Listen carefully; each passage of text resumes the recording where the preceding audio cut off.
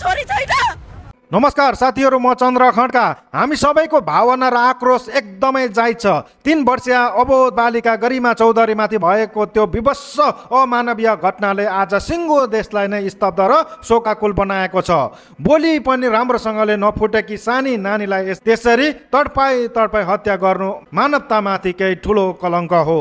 यस्तो क्रूर र राक्षसी अपराध गर्ने हत्यारालाई कुनै पनि हालतमा छुट हुनु हुँदैन। उसलाई कडा भन्दा कडा सजाय मृत्युदण्ड नै हुनुपर्छ र पीडित परिवारले न्याय पाउने पर्छ भन्नेमा कसैको पनि दुईमत छैन। सबै यस विषयमा लागिरहेका छन्। तर न्यायको यो गम्भीर लडाइँ लड्दै गर्दा हामीले आफ्नो विवेक र चेतना गुमाउनु हुँदैन। एउटी अबोध बालिकाको न्यायका लागि सडक र सामाजिक सञ्जालमा आवाज उठाउँदै गर्दा अर्को त्यस्तै सानी अबोध बालिकामाथि अन्याय गर्नु कुन हदसम्म जायज होला? अहिले सामाजिक सञ्जालमा देशका प्रधानमन्त्रीकी सानी छोरीलाई जोडेर जसरी गाली गलोच, अश्लील टिप्पणी र धम्कीपूर्ण शब्दहरू प्रयोग भइरहेका छन्, त्यसले हाम्रो समाज कता जाँदैछ भन्ने गम्भीर प्रश्न उब्जिएको छ। यस विषयमा हामी सबैले सोध्नुपर्ने केही गम्भीर कुराहरू म तपाईँलाई यहाँ जानकारी दिन्छु। कृपया यो भिडियो अन्तिमसम्म हेर्नुहोला। त्यो बच्चाको के दोष?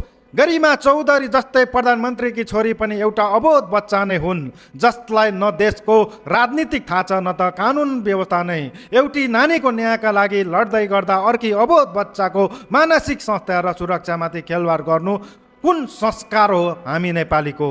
सरकारसँग माग राखौँ, तर व्यक्तिगत आक्रोश होइन। देशको अभिभावक भएको नाताले सरकार र सम्बन्धित निकायसँग न्याय माग्नु, प्रशासनको ढिला सुस्तीको आलोचना गर्नु र कडा कानुन बनाउन दबाब दिनु नागरिकको अधिकार हो। तर सरकारको आलोचना गर्ने नाममा जोडेर गाली गलोच गर्नेले मुख्य मुद्दा ओझेलमा पार्छ।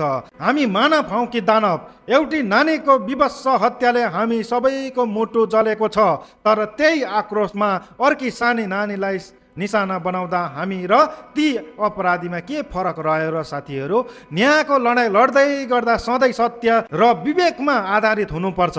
हाम्रो मुख्य ध्यान र लक्ष्य भनेको गरिमा चौधरीलाई कसरी चाँडोभन्दा चाँडो न्याय दिलाउने भन्नेमा मात्र केन्द्रित हुनुपर्छ।